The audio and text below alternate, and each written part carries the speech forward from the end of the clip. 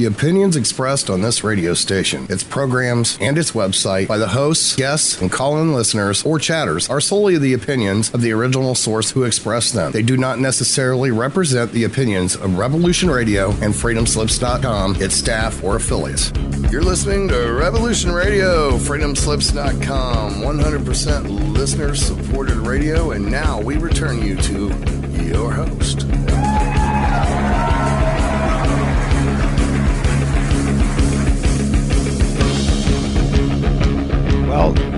Well, ladies and gentlemen, we're back on the air with me, Paul Stevenson, on this Monday, the 13th of June, 2016.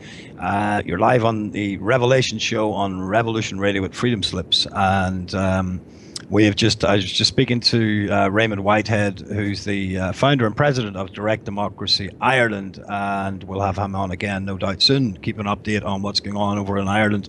Also, we have coming up, we have a very special guest, Benjamin Fuchs, who is Pharmacist Ben, as he would be known in the online community. He is a expert on nutrition and diet and all things good for the body and what to avoid by this tyrannical system that loves to poison us. Ben, are you with us? Hey, Paul. Can you hear me, buddy? Yeah, it's great to have you on the show, Ben. We've had a couple of hiccups along the way, but great finally to get you on. It's kind of a miracle. You're in Ireland, right? I'm Irish. I'm Irish myself, but I'm actually quite near Cambridge in England. Okay, well, still, that's kind of 20 years ago we couldn't have pulled this off. No, we couldn't have pulled this off unless we were very wealthy, Ben. Right? Isn't it amazing?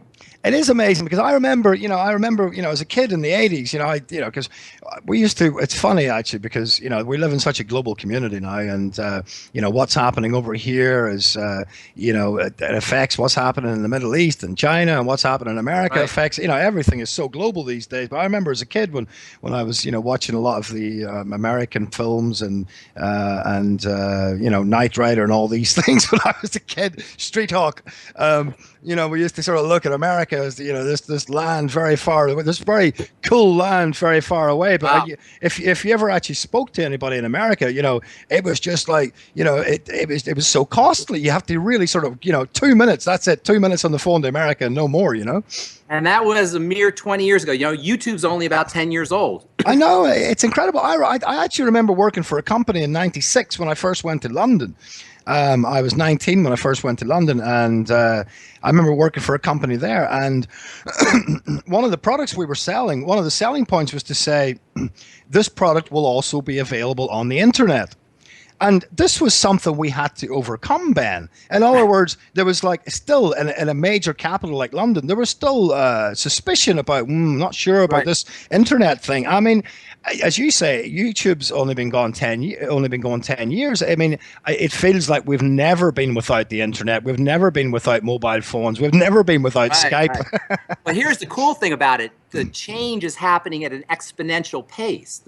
Our ability to access and process information is growing exponentially. So we are almost at a point, we're probably at the point where we cannot predict what's going to happen even 6 months from now or a year from now. I heard a Google statistic that said that every 2 days we accumulate as much data as was accumulated from the year 0 to the year 2004. Wow. Every 2 days. Yeah. So what's happening, the human mind is very interesting. We can't comprehend certain things because from an evolutionary perspective, we haven't needed to. For example, we can't see particles in the air and we can't perceive the quantum level. We can't do big numbers. We can't do small numbers. We can't see things exponentially. We can't predict exponential growth. And so what's happening is our world is transforming before our very eyes at a very fundamental level, and we cannot perceive it. Although if we're smart, we can infer it. Yeah. We can extrapolate mentally, although we can't perceive it. But it requires, in order to predict and to extrapolate and to see what's ahead, you got to read, you got to take advantage of all the information that is out there. You've got to use a little bit of your intuition. We're at a precipice, Paul, and the irony is, in many ways, our culture has not caught up to to the advances that are being made from a technological perspective. Our societies haven't caught up. So, we're going to talk about health and the medical model. We're stuck in a medical world, in a medical realm that is medieval. And at the most technologically advanced in terms of remedies, it's stuck in the Industrial Revolution in the 1800s, when we first figured out how to create drugs organically, and we first figured out how to do surgery, painless surgery. And we're still using these same protocols for the most part. We're still treating people pharmacologically. We're still treating people with surgery. Not that these things aren't necessary sometimes, but for most of our health challenges, the chronic, long-term, progressive health challenges that 80% of our healthcare costs go to, these old strategies are antiquated, they're anachronistic, and they need to be thrown in the trash bin. And that's my message as a nutritional pharmacist. Using nutrition, using the mind, using spirituality, using emotions and psychological and feeling techniques, using all of these wonderful things that we have at our disposal, personal strategies for health that require no physician, no intervening authorities, no hierarchy, no money, that we can do ourselves. And that's why I think The Bright Side and my radio program and my message has caught on so well on the internet. I mean, partially it has to do with people just loving Pharmacist Ben. No, I'm just kidding. Mostly it has to do. No, I'm teasing. Well, you're a very likable guy, Ben. I first saw you on Infowars, and you're a very likable, gregarious kind of guy. And I've spoken to you off air, and I can tell my listeners you're exactly the same off air as you are on air, which is keeping it real, Paul. Keeping it real. Yeah, that's a good thing. Yeah. So, but the point is that it's the information that's powerful. It's information that we're not being told. Even alternative, the alternative world, the mainstream has a way of co-opting things, stealing ideas, alternative ideas, and then dumbing them down. So, now we see, I don't know, probably in England, same way, we see commercials with the Rolling Stones, for Verizon or something, for telephone networks. When the Rolling Stones used to be about anti-establishment, anti-establishment as you could get, right? And now they're selling hamburgers and Toyotas. It's it's so ironic when you think about it. The irony wasn't missed on me last week. When you had Bill Clinton speaking at Muhammad Ali's funeral, because Muhammad Ali used to be everything against the establishment. Right. As were people like Ringo Starr and the Beatles, and as you say, the Rolling Stones. And nowadays, these guys have just been swept into the establishment. The machine co-ops things and incorporates them, and then dumps them down. And it's doing it with alternative medicine now. Dr. Oz, for example, is no friend, although he is. I don't know if you know who Dr. Oz is. He's this mainstream medical doctor who steals alternative ideas and then dumbs them down to sell supplements. Can I ask you something? Is it doing the same thing? And if so, to what extent do you think? Is it doing the same thing with alternative media? Yeah. Media? I don't know what alternative media is any longer because I don't trust anybody, to tell you the truth. Yeah.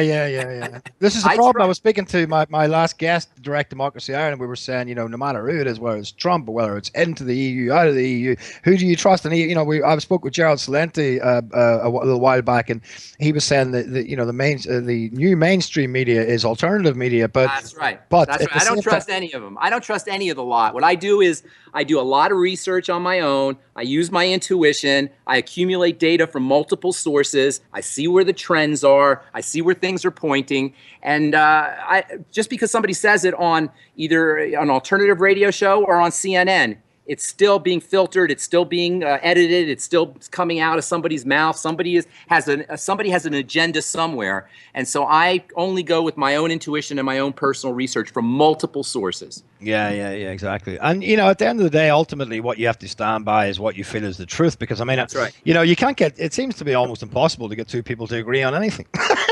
Well, you know what? That's the old Tower of Babel story. I don't know if you know the Old Testament, but in the Old Testament, that was our punishment. And for trying to create a tower to God, in the Old Testament, the story goes that we were condemned. The human race was condemned to all speak different languages, and that's a metaphor for the separating power of the word. When we talk, we assume we know what everybody's saying, but really, there's no way to communicate your real thoughts through words alone. And there's some ideas that are transcendent to language that have to only be accessed through the intuition.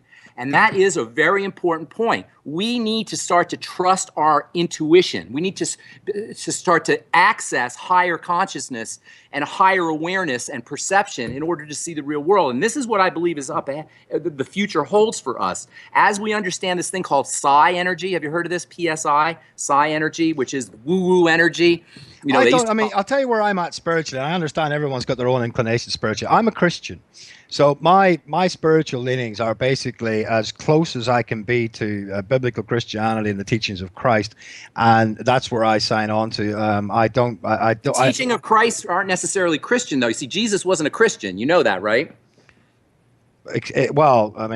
No, Jesus was not a Christian. There was no Christianity there. Well, of course, there was no Christianity to that up to that Christianity point. is a well, no, that's not. I wasn't just being silly. I'm being serious. Christianity is a codification of Jesus's principles, of Jesus's ideas, as spoken in the New Testament.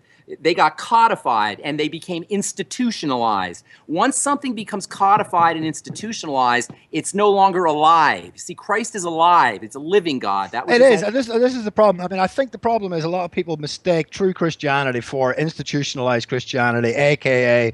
after 4 centuries of more genuine Christianity, the institution of the Catholic Church and the papacy all kicking in and getting into all that and ruining it. Up to that point, Christianity was seen as a spiritual phenomenon and a spiritual movement against the religious order of Christ's day. You're talking 1800, 1900 years ago, probably. By the time Paul came around and codified it all, it became churchianity and not Christianity. Well, I wouldn't blame Paul for it. I would blame when around the time of Constantine, when and after the Catholic Church got a hold of the whole thing became a political issue rather than that's about 300. Yeah. That's about the year 300 or 400. So the first 300 years of Christianity were a spiritual family of people. Absolutely. They were martyrs. They were dying. Exactly. They were serious. They were very serious. And by the way, the more I study Scripture, the less I feel it absolutely teaches the idea of a torment in hell forever and ever and ever. But of course, the Catholic Church kept people in tyranny. Well, the Catholic Church is a Roman scam. You know what Catholic means? The word Catholic? Yeah, universal. Yeah. Universal, kata hole, regarding the whole. And what they did was the Romans knew they were going down, so they figured, well, how can we perpetuate our empire? They were going down politically. You know, the state was crumbling. So what they did is they perpetuated themselves with religion, with the church, Roman Catholicism. It's the perpetuation of the Empire of Rome. Where is it even located? It's located in Rome. When you think about it, the Catholic Church is the extension of the Roman Empire, right? And it was a brilliant strategy. What they did is they took paganism and they took all of the ideas from Egypt and from Greece and they blended it all together. Kata hole. They made it about the right. That's exactly right. Yeah. Until that point, from that point on, you haven't really had a pure church based on what Jesus Christ set up. But in fact, most good Christians who I respect and historians look back at that point as a bit of a disaster for the church, really, because up to that point you had true Christianity, and as you quite rightly said, because they were so outside of the system and they pledged allegiance only to Christ, they were persecuted for it. They were martyrs. They died and lions ate them. You know, that's right. Right? I mean, it was crazy. Paul, where does Jesus say the kingdom of heaven is? Well, this is No, he says it very specifically. Yeah, very specific. Listen, he does, but this is the point, and I said this on my show recently. In the King James version, which came from the Textus Receptus, it says the kingdom of God is within you. I think that is a misconception because in the Alexandrian text, which would be the ESV and lots of others, says the kingdom of God is in your midst. And what Jesus, I believe, was saying is the kingdom of God is here. It's not a kingdom of a political kingdom. I got you. So how about this? Where does Jesus say God is located? Nearer than hands and feet. Closer than the breath am I. Nearer than hands and feet. Have you heard this? Okay. That's about as close to. You could say in your midst. You can use. You can phrase it any way you want. But the point is that the message is: if anybody says, "Look here, look there," "Low here, low there," that kingdom of heaven is here, over there. It's called misdirection in magic or in football. You ever hear that term, misdirection? Look here, look there, while I pick your pocket. We have this. It's a classic tool of the power structure. Misdirection. Look here, look there, so you don't see what's really happening. It's like with that with terrorism. Look here, look there. Trump, look here, look there. Political shenanigans, look here, look there. They want you looking everywhere but within. That's and to bring it down to health, to bring it back to health. They want you looking at the diagnostics. They want you looking at the tests. They want you looking, trusting the doctor's opinion, doing anything but going within. The power we have is in our consciousness and in our spiritual connection, the way I look at it. This is just my point of view now. I heard, you had a disclaimer at the beginning of the program. This is not Reveolution Radio's opinion. This is my opinion. Yeah, why? sure. Yeah, right? I don't know why you had to have. And by the way, I heard somebody saying, throw yourselves on the gears of the machine, which sounds kind of gory. I say disengage from the machine. Yeah. That's my message. Yeah. Don't throw yourself on the friggin' gears. Unplug. Disengage. Yeah. Unless you want, you don't. The machine will eat you up and spit you out no matter what. Well, I do it intentionally. Disengage. Don't don't drive through. Drive by. Give McDonald's the finger when you're going by instead of going by the hamburgers. There's so many ways that we interact voluntarily. We have to interact a certain way. We're stuck in this on the grid to a certain extent, unless you want to go extreme, I suppose, and you go off the grid. But for most of us, we're stuck on the grid. But where it's possible to disengage, by all means, your power is in disengaging from the machine and returning to the source. And whether you say it's in your midst or you say it's within, the point is that there's this thing that we have access to by simply turning our attention to it, by simply asking. Asking, you shall receive. You have faith as big as a mustard seed. How big is a mustard seed, Paul? You ever seen a mustard seed? It's not very big, is it? That goes to show you how little faith we have. Yeah, well, Jesus was very strong in the idea that only a little faith can go a long way. And a heck of a long way. As you believe, you change your biochemistry. It's not just woo-woo. It's biochemical, scientific. Getting on to, what is it, in terms of, for example, Ben, and we're seeing this, this is something I wanted to talk to you about. We're seeing this phenomenon occur at the minute, is the increasing tolerance that we have to antibiotics. And, I was thinking, the last time I had a toothache, I was thinking in God's creation, he must have provided something for all those people before penicillin came along. Right. I have looked at things like turmeric and honey and bits of these sorts of things. What would you say for interestingly, Paul, we're not even sure if germs cause disease or disease causes germs. Right. There was a big battle between the guy who started germ theory. Have you heard of it, Louis Pasteur? Yes. Right. So you know about the battle between Louis Pasteur and his colleague Beauchamp and his teacher? Yeah.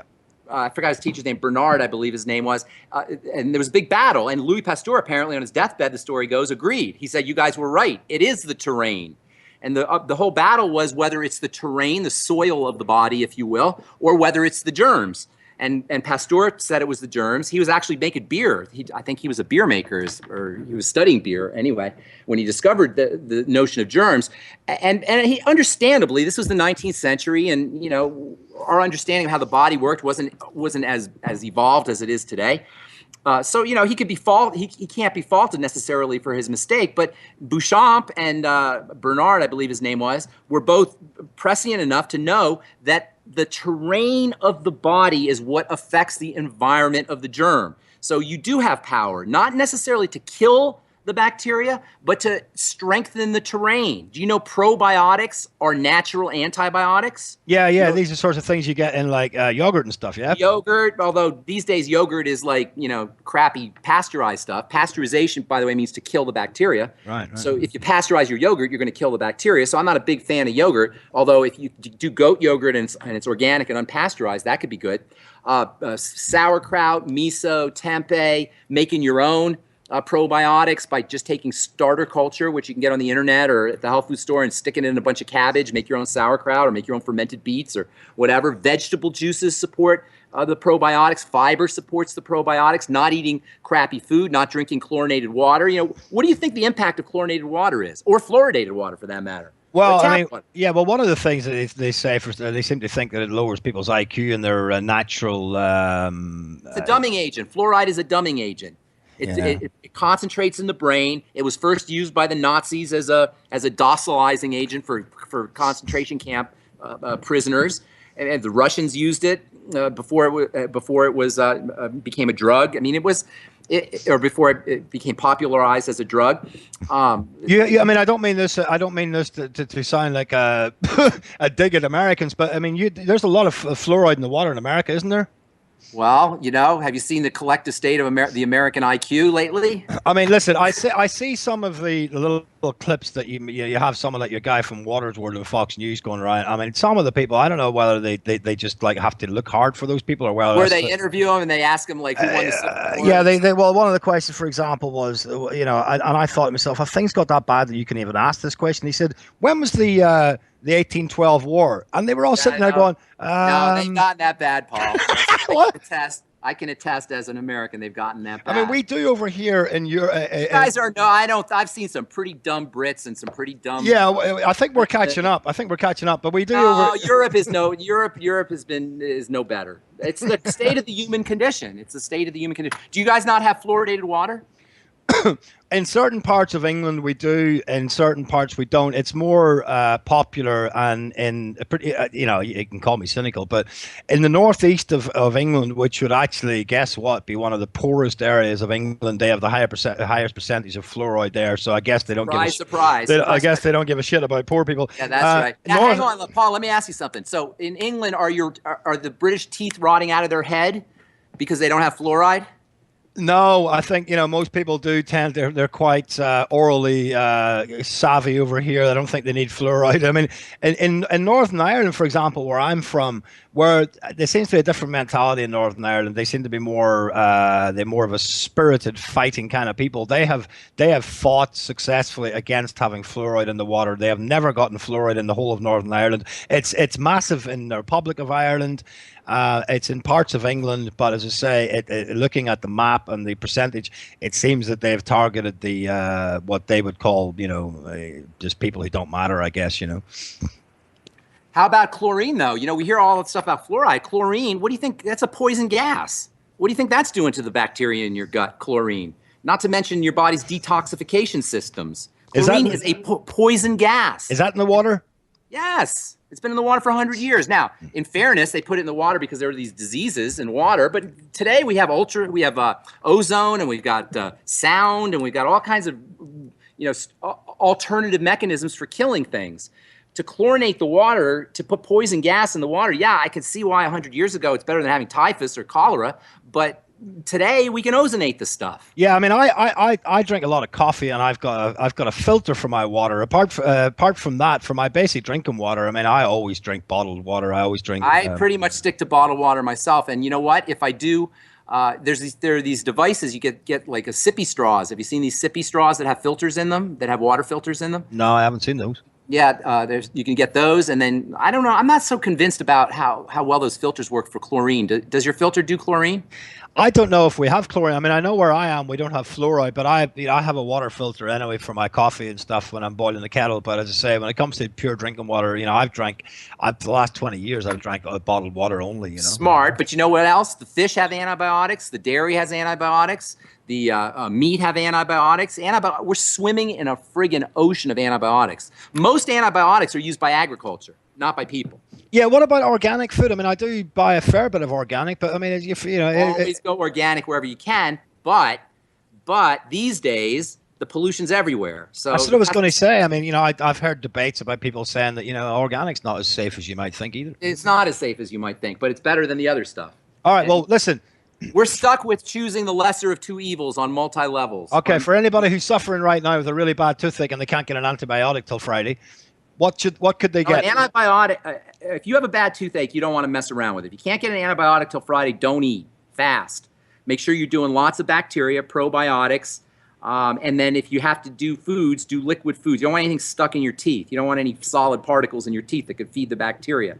And stay away absolutely from anything that will promote the film, which is sugary materials. All right, is there anything natural antibiotics? Not really. No, the antibiotics work because they're extracted from molds and they're concentrated. There are substances like turmeric that have natural antibiotic properties, but as far as really massively killing the bacteria, colloidal silver, that might work for you. Colloidal. Colloidal silver. That would be probably the best natural antibiotic. That's got more antibiotic properties or antiseptic properties than than herbs or plants do. Also, iodine, Lugol solution, iodine, that might help you. I would do Lugols, and I would do gargle with a little Lugols, and I would do colloidal silver. That would be my two strategies. What about best foods for cancer prevention? It doesn't work that way. Cancer is not caused by anything specifically. It is the manifestation of a cell that's in distress. And cells get in distress from a lack of nutrition, from suffocation, and from toxicity. And it's these three factors that make a cell go rogue. Cancer cells, and we never call them cancer cells, we call it cancer. The medical model doesn't want you looking at the cell because it has no access to the cell except to poison it or to radiate it or to excise it. So they don't want you looking at the cell, so they call it lung cancer. But it's not lung cancer. It's lung cell cancer, stomach cell cancer. You see the distinction I'm making? It's not the tissue, it's the cell, and it's the result of a cell that is at its wit's end. It can no longer do its business. So it's not like there's one food for cancer. It's like diet, how you eat, the way you incorporate all foods into your lifestyle that affects cancer. 90 to 95% of cancers are based on your lifestyle. Do you know this? 5 or 10% are weird genetic switches, but 90 to 95%, this is medical fact. I'm not just asserting this. This is a medical fact, and you can look it up. 90 to 95% are based on our lifestyle choices. It's how we live our lives, and it's an adaptive mechanism.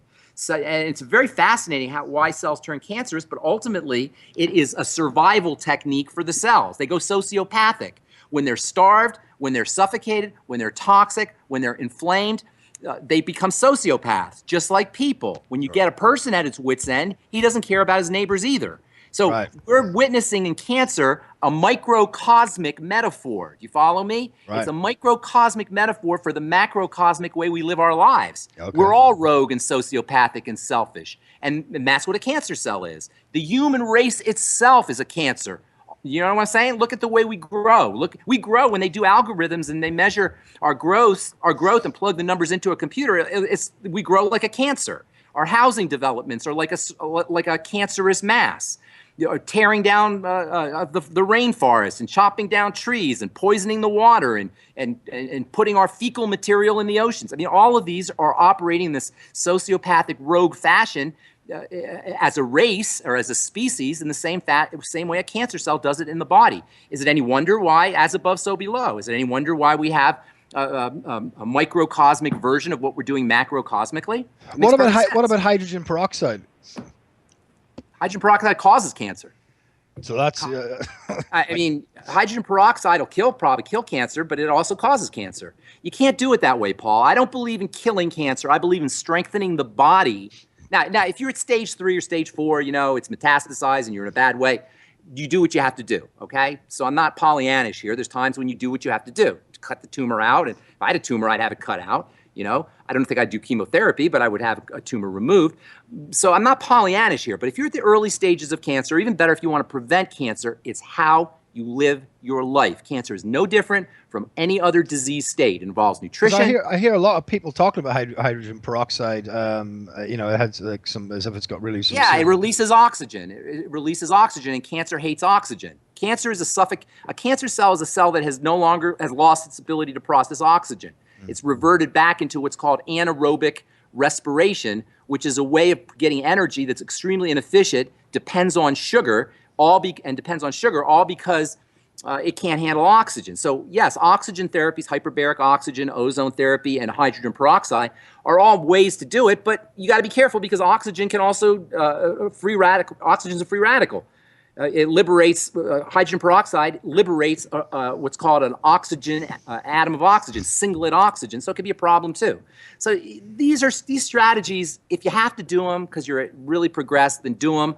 But I'm thinking, the body kills cancer by itself, right? You have natural killer cells that kill cancer, and your immune system snips out cancer every day, and cells are literally programmed to self-destruct, just like Mission Impossible. Remember Mission Impossible? Did you ever see that show? This tape will self-destruct in 5 seconds or whatever. That's how cells are. When they're mutated, they self-destruct. Cancer cells are so clever and so sneaky, they've deactivated the self-destruct mechanism. So in cancer, we have a failure of the immune system, not so much a failure, but an overwhelm of the immune system. So what you do is you strengthen the immune system, which is the same thing you do when you have any health challenge. And by the way, cancers remit. Spontaneous remission, they call it spontaneous because they don't know what causes it, but spontaneous remissions have been recorded throughout history. Right? Hundreds of years we've had spontaneous remission. So if one person can do it, if one body can do it, that means the human body is capable of doing it. Now, even in laboratories, they're switching normal cells, cancer cells back to normal cells. Yeah, because I see a lot of stuff, and on Facebook, and people posting stuff saying, that they're suppressing cures for cancer and this, that, and the other. There's no cure for cancer. It doesn't work that way. So I'm telling you, Paul. Yeah, that's what I'm saying. That's why I'm asking. This is misdirection. This is just more misdirection, taking you away from your power. The idea of cures is magic. It's based in the magician. And medicine has always glorified itself much the same way the priestocracy has glorified itself. That is true, yeah. Pharmacy, yeah, it is. Yes. Actually, the Greek word, I think, means poison. Yeah, it means poison. And they've always, the whole idea of pharmacy and medicine in general is just another way of disempowering the individual. And today we don't have priests that are powerful, we have doctors that are powerful. Yeah, that's true, yeah. It's like a religion.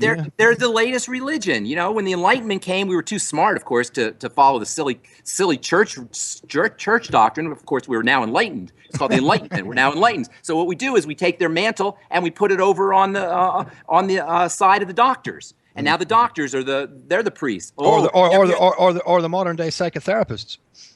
I love how I love hearing people like proud mothers say, "Oh, she married a doctor. Oh, he's a doctor. Oh, I'm going to be a doctor." You know what I'm saying? There's this deification of the doctor. But you know what's ironic, Paul? If you go to court and you say to the judge, "Here's the evidence, judge. It's doctored." Is that a good thing?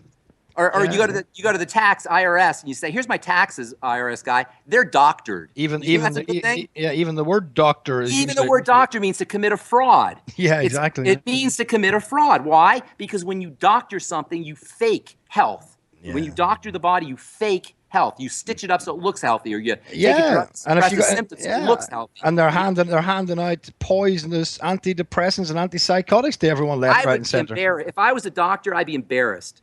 Unless I practice some kind of alternative medicine. Doctors should be embarrassed by their profession. And by the way, I'm a pharmacist and I'm embarrassed by my profession. That's why I had to stop working for drugstores. I started a pharmacy, a nutritional pharmacy, because I was working for drugstores and I realized I'm poisoning America. I was the guy. I'm handing out the drugs. And I knew they were. Well, I remember, and it went down like a lead balloon, as you could imagine, because I had some of my Christian friends. As you were saying, she's going to become a doctor. She's going to university. To become a doctor. She's going to become a doctor. And I said, well, listen, I don't really, to spoil the party here, but I mean, there's a lot of stuff. In fact, you could probably tell me this is true. I think the doctors, I don't know whether it's in America or this country, they have to sign a document which is essentially an occultic type, Luciferian sort of pharmakia is all God type sort of. I forget what it is. It's something that I think maybe it's over here, where it's a document that they have to sign to be sort of sworn into the Hippocratic. You're talking about the Hippocratic Oath, do no harm. Yeah, it's not just the Hippocratic Oath, but there's another thing which doctors have to sign on to, and it is actually sort of has its basis in sort of the serpent sort of Luciferian. You look at the Caudicus. The Caudicus is a serpent. Yeah, the Caudicus, right? Exactly. Yeah. Yeah, the Caudicus is a serpent winding around. Serpents are very interesting. Have you heard of this book, The Murder of Reality? No, I haven't. You should get it in England. I had to order it from England, actually. The Murder of Reality. It's all about languaging, and it's all about how the ideas of the snake and the serpentine, the element of the serpentine has entered into our culture through things like the occult and the mystery schools and medicine and colleges. And I mean, well, you've probably read Jordan Maxwell stuff, right? Or heard Jordan Maxwell stuff. Mm-hmm. He talks about this a lot. So yeah, the snake's very interesting. It was symbolic of wisdom and it was symbolic of evil all at the same time, interestingly enough. Yeah, and because they shed their skin, they were seen to be it was seen to be a sort of a therapeutic type healing qualities as well, wasn't it? Because I believe that's correct. And plus, there's a whole reptilian aspect of things. Snakes are the quintessential reptile, of course. Yeah. But anyway, I pointed out that I said, you're going to come into, whether you like it or not, you're going to come into conflict with Christian principles, basically, because you're, first of all, because I have a cousin who's a doctor, and they have to spend a hell of a lot of their training now on the psychotherapeutic stroke psychiatry angle of it to become a doctor. And I said, you need to understand that there's going to be a lot of people coming into your surgery with mental health problems, which traditionally have been considered biblically as spiritual problems, and you are going to have to address them with a psychotherapeutic model and or antidepressants, and you, whether you like it or not, are going to be compromised in your walk with a biblical Christian walk by handing out antidepressants and suggesting to people that they go into secular psychotherapeutic approaches, which actually, unbeknown to the church, actually conflict with the principles of true Christianity. So it's funny because even the medical model takes a dump on psychiatrists. Psychiatrists have historically been considered like non-medical practitioners because they don't really have any objective way of diagnosing. Exactly. They make them up. You know about the DSM? Have you heard of this thing called the DSM-2 and the DSM-3 and DSM-5? You ever heard Diagnostic and Statistics Manual? Yeah, because, listen, I studied psychotherapy for 4 years. They make up. Today we have internet shopping disorder. Yeah. And we have, they make things up. They just make up disease states. I love, my favorite new disease is? It's called, and this is in the latest DSM, oppositional defiance disorder, which is defined as a resistance to authority. They can drug you for that. That's an official diagnosis. That's what I'm saying. They just put a label, they change the language on, and they just traditionally. I mean, there's more and more disorders. I mean, everybody signs on to it. I mean, everybody just goes, okay, as you said, it's like a god now. The whole psychotherapeutic and the whole pharmacy. They've been deified. They have been deified. In fact, even Carl Jung, who's the founder of he was one of the. Yeah, psychoanalysis, or he studied symbolism. He had some cool ideas, actually. He did have some cool ideas, but he also had a familiar spirit, and he got a lot of his ideas from occultic stuff. And he is well known. Is that right? Yeah, he reported himself. Yeah, he had a familiar spirit, and he himself said that the new psychoanalysis practitioners have previously people visited a priest for these such problems, and now it's just what you're saying. They've become deified, and the psychotherapists are the new priesthood. Yes, but here's the thing, Paul. We can bitch and moan about it and whine about it, but ultimately we have the power as individuals. We don't have to buy into the baloney. We can take care of our own business, and there's a certain abdication of responsibility that we all have to own up to. Yeah, of course. We have to own up to the fact that we've given our power away. It's not so much that they've taken it; we've given it willingly. Yes, and one of the ways they do that is if they tell you that you're a victim of a disorder, and then you throw your hands up and say, "Oh, I've just realized I'm a victim of a disorder." I didn't realize that I've got a responsibility for my behavior, because a lot of these things they give the diagnosis based on someone's behavior, not because through a medical model. They look at their behavior, and traditionally we have looked at people's behavior and say, well, "You've got to take responsibility for that destructive behavior." I love addiction. Now, addiction's a disease. Do you know that now? Well, listen, they've been, that's you can't call anybody, you can't say to someone, you need to take responsibility for the fact that you're getting drunk all the time. You have disease. Yeah, the whole 12-step programs are based upon the fact that people are thinking powerless. Part of the 12-step program is I am powerless over my disease. I can't take responsibility for the fact that I'm ruining my life by getting drunk every night. Any time somebody tells you you're powerless, I would be skeptical. From the Christian biblical worldview, that has always been called idolatry. Anytime you put something ahead that's idol worship. God is idol worship. So addiction today would be idol worship. But even in the church, I went to a sermon not that long ago where someone said, you need, if you're worrying all the time, it means you need to sort of put your trust in Jesus, and they quoted the scriptures and everything else. That's fine. And he goes, unless you're suffering from a chronic medical disorder. In other words, unless, right? I had a priest friend, and he said, we were talking about God, and we were talking about, we were getting theological, and he goes to me, I'll never forget, he goes, yeah, I know about God, but let's be practical. And this is a priest telling me this. This is what you get. It's just like, and it's the same from the pulpit. Unless it's this and this problem, then we've got to hand. Then you need your drugs. Yeah, then you need to hand over to the real priests with the power, which is your doctor and the psychotherapist. This is not supposed. We're not replacing your doctor here. You still need to go to your doctor because he's the real priest. Yeah, this is where the real power is. This is, yes. God can't really handle these panic attacks. Yes, right. God can't handle panic attacks. But by the way, panic attacks are caused by a lack of oxygen, by a lack of respiration, by a lack of spira, pneuma. Right. The breath is the God is in the breath. And so panic attacks are a physical manifestation of a problem accessing God, literally. Yeah, if you take the spirit to be the breath. Okay. Listen, talking about anxiety is so common these days. What can we eat and what can we do to eat as little as possible? Really? Eat as little. Skip breakfast. Eat only when you're hungry and only enough to eat. And I'm not preaching, by the way. I'm not a paragon of eating virtue or of any virtue for that matter. Right. So I'm not preaching here like I'm better than anybody. I fall prey to the same things that any human being falls prey to. So I'm not holier than thou. Okay, let's be clear about that. Yeah. However, if you're sick or if you want to live a long life, or if you're a performer, athletic performer, eat only when necessary. The more blood that is going to your digestive system to handle your digestive business, the less is going to your brain. The more blood that's going to your digestive system, the less is going to your immune system. The less is going to your muscles. The less is going to every other part of your body. So eat nutrient dense. That is foods that have lots of density with lots of nutrients with not a lot of calories. It's things like seaweed, which is a true power food, eggs, which are a true power food, organ meats, if you're not a vegetarian, which is a true power food, seafood and shellfish, which are power foods. These are nutrient dense but don't have a lot of calories. Liquefy your foods.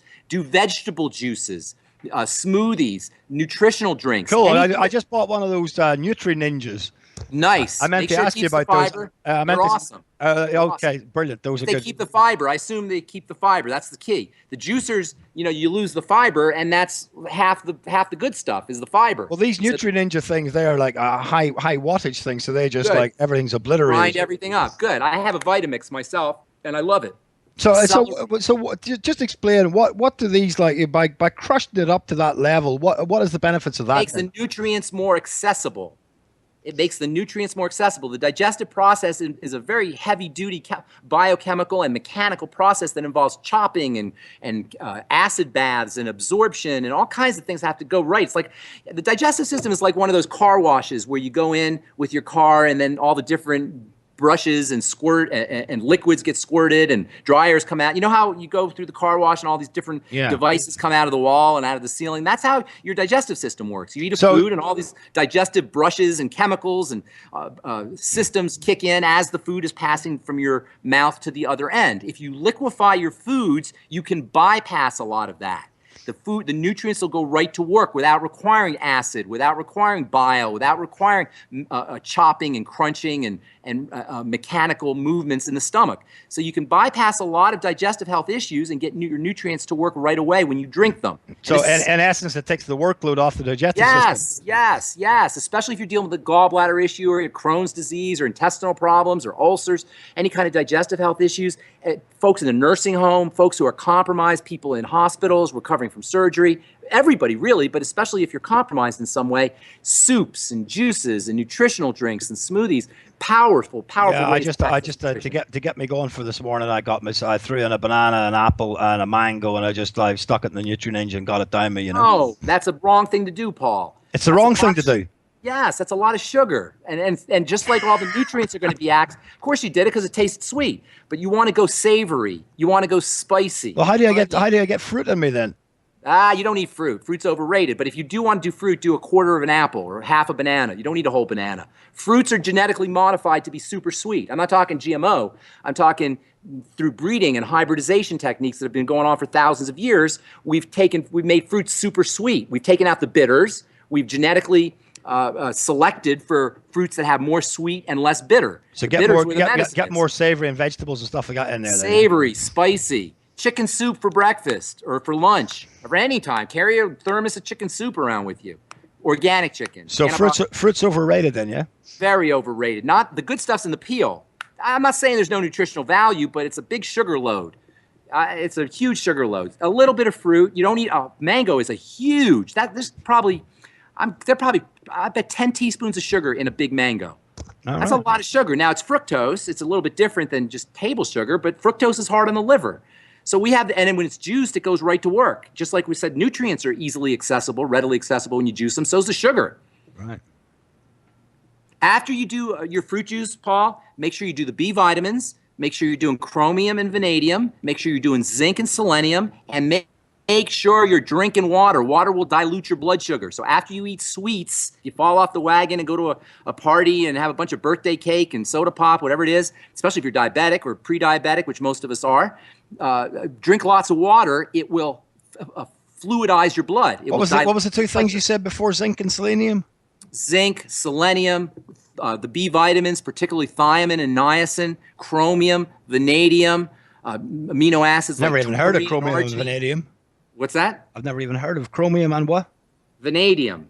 These are two extremely important minerals for sugar, for helping the body process sugar. All right. Okay. And they're not hard to get in the diet. Supplement. I endorse a company called Longevity. I don't know if you heard of them. We got some really neat products for helping you process sugar. One in particular is called the Sweeties, and that's a chromium and vanadium. But also we have electrolyte drinks and mineral drinks, all of which they're marketed for overall health, but specifically they'll help you with your blood sugar. Okay. Apart from the next thing I wanted to ask you. Apart from a policy speech from Hillary Clinton, what else is good for insomnia and not being able to sleep? That's funny. Something less painful than watching a Hillary Clinton policy speech. Clinton,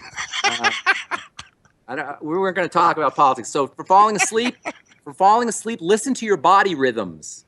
Any rhythm will help you fall asleep. Remember the old movies where they had the hypnotist and he had the watch and it was going, "You are getting sleepy," and the watch would go back and forth. You know what I'm talking about? Here in the States, we have. Yeah. It's kind of a classic icon for the. One of my problems. Let me just say one of the problems I have. Right, I seem to be, and I've been like this, and I don't know why there's anything you can do about it. I've tried so much. I'm quite nocturnal. Okay, even if I'm really, really fatigued at 9 o'clock in the evening, at like about midnight, 11:30. It's just as if my mind just kicks into and I study a lot at those times. I'm not saying it's a waste of time, but at the same time, I don't like going to bed at 4:30 regularly or 5 o'clock in the morning, where I'm almost like, I have to be totally exhausted before I sleep, Do you get up in the middle of the night, are you saying, or you just don't feel tired? Yeah, at about midnight, it's almost like my mind kicks into like, No, are you talking about you're sleeping and you wake up in the middle of the night, or No, I'm still up, and I might be sort of feeling tired maybe about 9 or 10, and I think, I'm going to go to bed, and then I'll get a nighttime surge in cortisol and stress hormone. It sounds like. So a couple things: more protein, stay away from the mango drinks, that's for sure. More protein, melatonin, which you probably know about. There's another supplement called theanine, theanine, theanine, GABA, lithium. These are all sleepy time supplements. I love melatonin personally. And then also... how do you buy? Do you just buy melatonin as a supplement? Here in the States you can. Believe it or not, it's a lot harder to get supplements in Europe than it is here. So I don't know what you can get in England. I got to take a trip over there and see what they have at the health food stores. But if you can get it, you can certainly get melatonin on the internet. Right. Yeah, they are quite strict on what you can get here and stuff. They are strict. Melatonin gives you great dreams too, by the way. All right, cool. What about dairy products and stuff for sleeping? Nah, they have tryptophan in them, but the dairy is definitely a problem. If you want to do tryptophan, that'll help you sleep. That's another one. I don't know if you can get tryptophan as an amino acid, but milk is not a great food, unfortunately. I mean, it's not that I have a problem sleeping. It's just I have a problem sleeping at the wrong times. Well, you got to retrain your body clock. We fall asleep based on an internal clock, a rhythm, it's called a circadian rhythm. Yeah. And so you may have trained yours the wrong way, so you got to retrain it, and you may need some melatonin to do it. Melatonin is your nighttime hormone. It's secreted at night and it helps us fall asleep. And by taking melatonin supplementally, you may be able to fool your body or trick your body into thinking that it's time to go to sleep. That's what I would be trying if I were you. Right. Okay. do about 3 to 5 milligrams. You could do as much as 12 or 15 milligrams. Yeah, it's got wonderful anti-aging properties too. One of all-time great underappreciated supplements. Just tend to get like a second wind, at about sort of midnight or something. I don't think that's necessarily a bad thing. It sounds like you're being productive. That might not be a bad thing. I mean, I am very productive in those hours. I tend to find it. I mean, it's a bit of a conflict because I study a lot and my mind's quite, I have a lot of good insights and sort of I play piano that's and good. It's quite a creative time, but at the same time, you go to bed at 4 o'clock, and you think, then you sleep till 11, and you think I should be getting up at like 8:30, not getting up at 11, Well, I do my best work first thing in the morning, like really early, like 4 o'clock in the morning. But sometimes I stay up late myself and burn the midnight. You have momentum going, and you don't want to stop doing it. And I love to research. And, in a way, research and forming ideas is like a nutritional supplement for your brain. When we form new connections, it's like you're having an orgasm in your brain. Right. You know what I'm saying? When we this is one of the beautiful things about doing research. Every day I get these mini orgasms when I form patterns, when I make connections, when I connect the dots, so to speak, in terms of health and in terms of the body. You probably do the same thing. It's a thrill, right? When you connect the dots in terms of the new it is. politics. It's just, it feeds you. It sustains you. So I don't know necessarily that that's a bad thing. If you do want to retrain it, though, I would try retrain your rhythm, your body clock. I would try melatonin, and that would be my suggestion. Okay. Do you want? What have we got? 5 minutes left. What is your What's your website and stuff for the listeners? I got several websites. I blog at criticalhealthnews.com and pharmacistben.com. I also have a line of I'm in the skincare business. That's where I make most of my money. How I earn my living is I formulated skincare products in the pharmacy setting. I had a compounding pharmacy where we just did skin, and I learned a lot about how you treat the skin. I worked for some do you ever hear the medicine Blistex, the lip medicine Blistex? No. It's a famous product here in the States, and the guy who invented it or developed it was a professor of mine at the University of Colorado in Boulder. Oh my God, we got some thunder here. Yeah, I can hear that. Wow, that's cool. And he trained me in skin, and I ended up starting a very healthy skin business and compounding pharmacy for the skin. And now I just formulate products. You can go to truthtreatments.com, truthtreatments.com, and check out my retinol 5% gel and other skin health products. Also blog on skin topics at truthtreatments.com, and then also my Facebook page, The Truth with Ben. You shall know the truth, and the truth shall set you free. And give you good skin. And give you good skin too. Oh, that's good. I like that. I like that. And water, of course, is one of those. Water is important. Water is important, but even more important if you have dry skin is fat.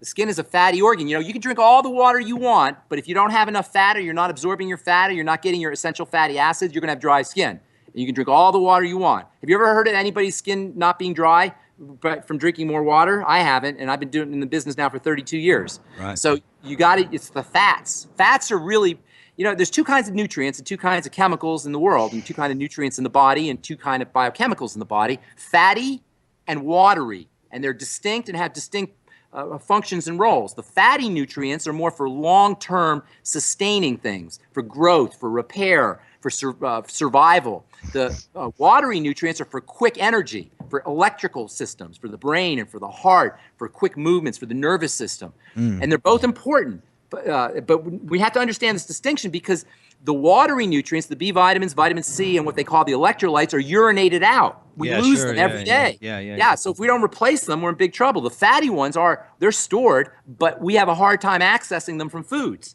So they both have problems associated with them. The water ones got to replace throughout the day. That's where vegetable juices come in, electrolyte drinks, etc. And then the fatty ones, they're stored, but it's critical that you're using fat processing nutrients and helping your body digest and absorb and assimilate fats. Digestive enzymes, probiotics, something called bile, B-I-L-E, bile salts. Yeah, bile salts, yeah. Apple cider vinegar. All of these can help the body process fat. So understanding the distinction between water-soluble and fat-soluble nutrients is very important. The fatty ones in particular are especially important for the skin.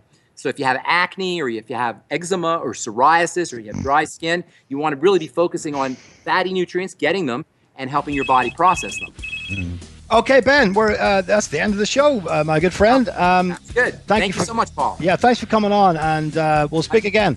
I hope so. Good to talk to you. All right, God bless you. Take care, brother. Bye-bye.